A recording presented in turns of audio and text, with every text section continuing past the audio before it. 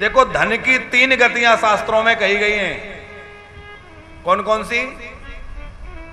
धन की पहली गति है उसको सत्कर्म में लगा देना, दीनहीन की सेवा में, गैया मैया की सेवा में, श्रीमद् भागवत की सेवा में, यज्ञ की सेवा में, जहां भी कोई अच्छा कार्य हो रहा हो सत्कर्म में लगा देना। ये धन की पहली गति है।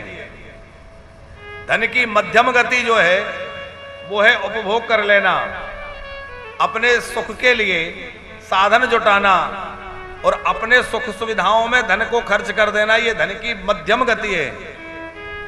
और जो ना अपने धन को दान करता है ना अपने धन का उपभोग करता है, उसके धन की तीसरी गति हो जाती है अथवा वो नाश हो जाता है। तीसरी गति है नाश हो जाना। जैसे मधुमक्खी शहद इकट्ठा करती है और उसका इतना अधिक मोह उसमें होता है कि स्वयं में उसका आस्वादन नहीं करती, पीती नहीं है, ला ला करके छत्ते में रखती जाती है, छत्ते में इकट्ठा करती जाती है।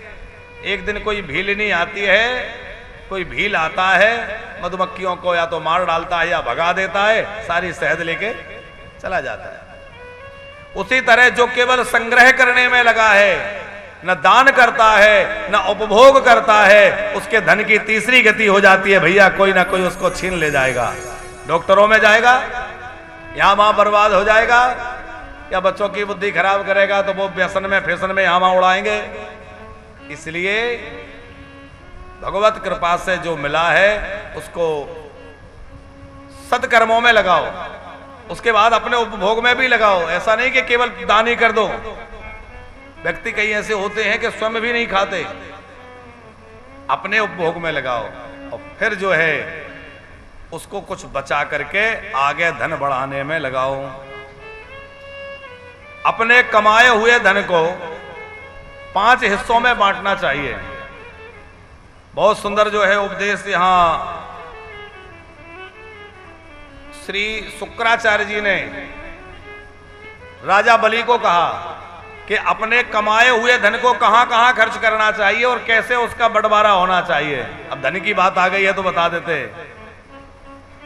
धर्माय यशसे अर्थाय कामाय स्वजनाय च पंचधा विभजन वित्त मिहामोत्र च मोदते। धन कमाई जितनी हो उसके 5 हिस्से करो।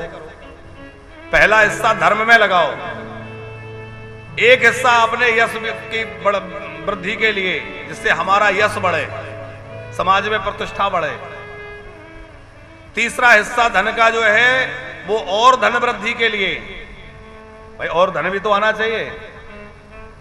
एक हिस्सा धर्म में, दूसरा यश प्राप्ति के लिए, तीसरा धन वृद्धि के लिए, चौथा हिस्सा अपने उपभोग के लिए और 5वां हिस्सा जो है वो स्वजन संबंधियों के सहयोग में, उनके यहाँ कोई कार्यक्रम है उसमें उपहार देना, सहयोग पहुंचाना, तो स्वजनों की व्यवस्था में। इस तरह से अपने धन को 5 हिस्सों में बांटना चाहिए। ये श्रीमद् भागवत में श्री शुक्राचार्य जी राजा बलि को कह रहे हैं।